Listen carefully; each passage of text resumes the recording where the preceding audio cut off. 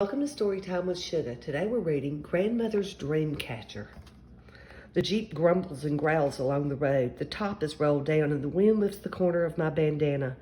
Daddy and Mama are taking me to Grandmother's cabin way out in the woods by a lake. I will stay with her while Daddy and Mama find a home near Daddy's new job in Chicago. When Daddy turns, the road becomes skinny like a snake. I lean back and close my eyes. I picture Grandmother in her blue cotton dress with the little flowers I can only see when I'm close enough for a hug. Grandmother is a Chippewa like us. She is tiny and brown with dark shiny eyes that wrinkle in the corners where she smiles. She is almost light enough for me to lift in the air.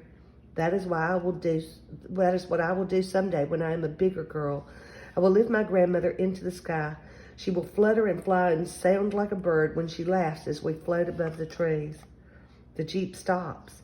It is night outside. Grandmother opens my door before I do, and I tumble toward her half asleep. I lean against her as we walk to the cabin. The chilly night wind races through the trees and around me. In the copper pot on Grandmother's wood stove, water makes giggle sounds as it bubbles and boils. Heat pours from the stove, and soon my hands and face feel nice and warm. The grown-ups start talking. I snuggle down on Grandmother's green couch and drift to sleep again. This time, sleep is noisy and mean. Scary things that howl, whistle, and hoot like the night wind are so close. I scream and reach for Mama and Daddy, but in my dream, they can't hear me. "Kimmy," Mama says as she holds me, "wake up, you're safe." With Mama's arms around me, I am not afraid anymore. I feel her carry me to the bed in Grandmother's sewing room.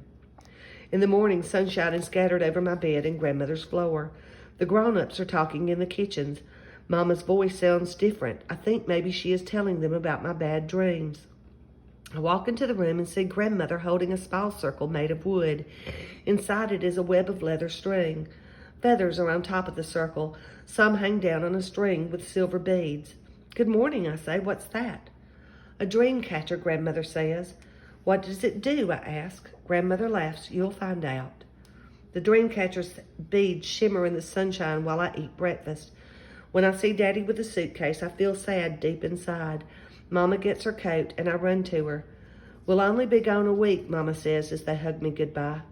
I give them my tightest hugs. A week is too long. Grandmother stands beside me. We watch the car grow smaller as they drive down the road. It's like another terrible dream just happened. I feel lost and alone.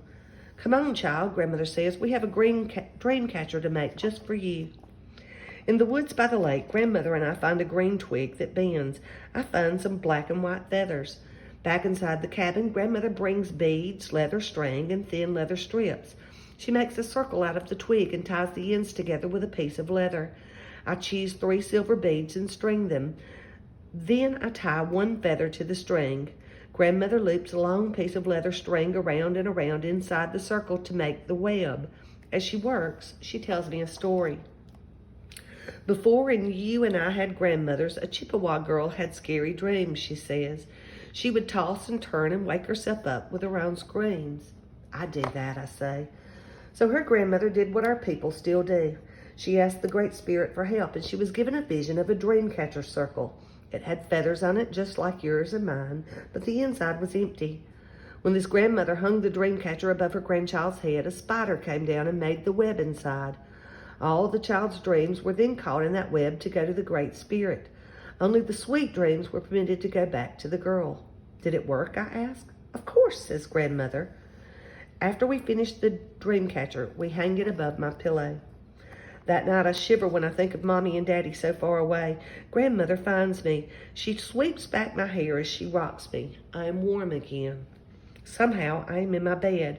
I only remember my dream catcher floating above my head and Grandmother's hands as she tucks my blankets around me.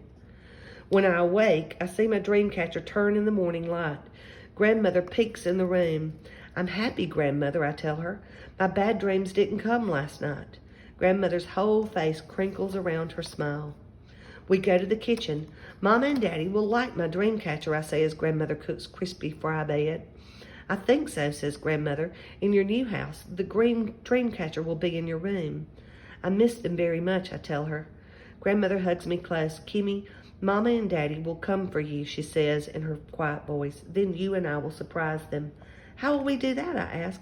We will make presents for your new home, answers Grandmother. Each night, I sleep under my Dreamcatcher. My dreams are happy and peaceful. Each day, Grandmother and I are busy with our work. We sew beads on leather to make hair ties for Mama. Grandmother takes me fishing and I find a special feather just for Daddy. We make a dream catcher for Mama and Daddy. But my favorite surprise is the picture I make of my family. There's Grandmother, Daddy, Mama, and me under my dream catcher. Rainbow colors splash out of the leather. And when Mama and Daddy come back, that's the present they like best.